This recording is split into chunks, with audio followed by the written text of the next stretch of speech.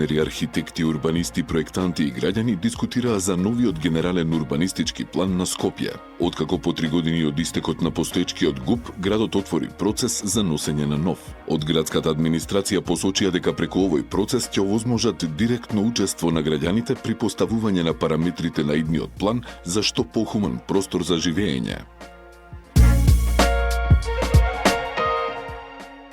Еден од неговите први приоритети, како што најави кандидатот за градоначалник на Скопје од ВМРО ДПМН Орце Ѓорѓиевски, ќе биде проширување на булеварот Цветан Димов. Секојдневно повеќе од 100.000 граѓани ја користат оваа делница која ги поврзува Чаир, Бутел, Шуто, Ризари и Центар, но за жал досега сите ветувања од поранешните градоначалници останаа само зборови, додаде Ѓорѓиевски. При увидот на проектот, тој беше во друштво со кандидатот за Чаирот Вреди Изет Меджиди. Свесни сме за целосната девастација на градот и јавните предпријатија, но скопјани повеќе не можат да чекаат и не треба да чекаат, затоа освен оние основни базични работи кои што во октомври ќе се зафатиме да ги решиме, а се поврзани со функционалноста на комунална хигиена, јавното сообраќајно предпријатија, како и ревитализација на останатите јавни предпријатија, дополнително сериозен акцент ќе биде ставен на решавање на сообраќајниот хаос во Скопје. Овде не е проблемот само за оние кои што го користат со возила овој булевар. Знаеме дека често овој булевар е место на сообраќајки, често граѓаните од овде ги губат своите животи. Тоа не треба да го дозволиме, нас ни треба безбеден град, а безбеден град ќе постигнеме со квалитетни сообраќајни решенија. Со представници од културната сцена во Скопје пред МКЦ се сретна кандидатката за градоначалник од СДСМ Каја Шукова. Културата не треба да биде привилегија, туку право за секој граѓанин на Скопје, истакна Шукова, нагласувајќи дека најголемиот дел од културните настани денес се концентрирани во центарот на градот и дека мора да се обезбеди нивна децентрализација. Треба да понудиме културни содржини во сите овие јавни отворени простори, со мобилни сцени, со подвижни платоа и разни други мобилни технички средства, рече Шукова. Скопјани, зарем не ви е доста од двете најголеми партии кои сакаат да се докопаат до градската власт за да после им шибаат бизнисите и тендерите, напиша на социјалните мрежи председателот на Левица Димитар Апасиев. Тој кажа и дека е дојдено времето за свежа крв во главниот град на местото на рециклираните транзициски ликови кои се слуги на урбаната мафија и најави дека неделава Левица ќе го објави името на нивниот кандидат. Јавното комунално предпријатие Газибаба продолжува со инвестирање во нова механизација која значи модернизација, ефикасност и почиста општина. Новото специјализирано возило метларка е веќе ставено во функција и денес ги чистеше улиците во населбата Железара, извести денес градоначалникот Бобан Стевковски. Според него, со оваа инвестиција се подобрува квалитетот на услугите и се создава поздрава животна средина за сите. Обновени се 70 клупи со нови даски и целосно бојадисани рамки во парковите во Ѓорче Петров, објави градоначалникот Александар Стојковски преку социјалните мрежи. Денес при обиколката низ паркот се сретнавме со многу насмеани лица и задоволни сограѓани. Најголемата потврда дека заедно го правиме Ѓорче поубаво место за живење, напиша Стојковски.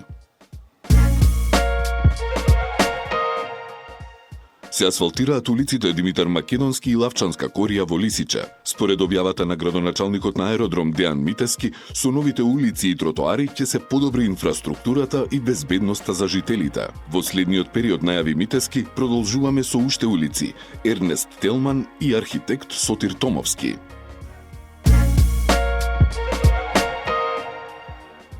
Во тек е реконструкција на училиштето 11 октомври во пролет, информираше градоначалникот на Центар Горан Герасимовски. Ги менуваме подовите, ги обновуваме училниците, го молерисуваме и уредуваме целиот објект. Нашата цел останува иста.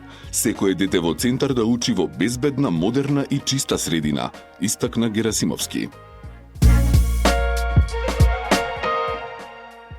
Околу 140 ученици од основните училишта од Киселавода заминаа на 7-дневно целосно бесплатно летување во одморалиштето Детски радости во Свети Стефан Охрид. Како што информираше градоначалникот Орце Ѓорѓиевски, овој проект кој го започнале е значаен чекор кон унапредувањето на квалитетот на животот на децата од социјално ранливи категории. Станува збор за ученици од семејства кои примаат социјална помош, еднородителски семејства или семејства со ниски приходи. И со оваа мерка, како што истакна Ѓорѓиевски, им овозможуваат еднакви можности и радости какви што имаат и нивните врсници. Во рамки на програмата за реконструкција, рехабилитација и изградба на локални улици и патишта, извршено е асфалтирање на локален пат во населеното место Бучинци, информираа од општина Илинден. Во таа насока биле изведени градежни активности со кои се опфатила целосна реконструкција на локалниот пат во населеното место Бучинци, кој води до локалните гробишта во должина од 520 метри. Според градоначалникот Александар Ѓорѓиевски, асфалтирањето на овој локален пат е реализација на едно од барањата на граѓаните од ова населено место.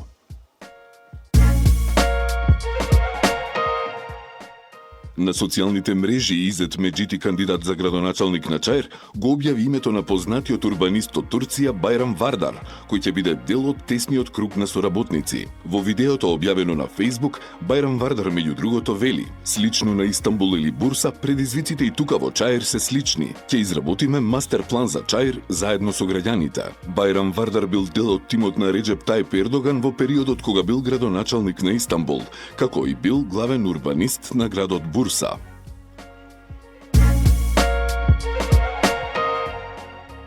Октомвриските локални избори не само во Чаир, туку генерално во земјава, се референдум за отфрлање или нормализирање на еден концепт кој се обидува да се инсталира кај нас. Оној за рушење на Охридскиот договор и топење на државотворниот статус на албанскиот народ, за да стане ист со малцинствата како што беше пред 2001 година, вели Бујер Османи, кандидат за градоначалник на Чаир од Дуи, во интервју за Мија. Фактот дека вреди како неуспешен политички експеримент својата иднина ја поставила на надежта дека ќе помогне ВМРО ДПМН со своите гласови, покажува колку е погрешна оваа политика и затоа таа ситуација ги мобилизирала сите албанци да ја пренесат пораката дека треба да се почитува гласот на граѓаните со увереност за иднината на земјата, потенцира Османи.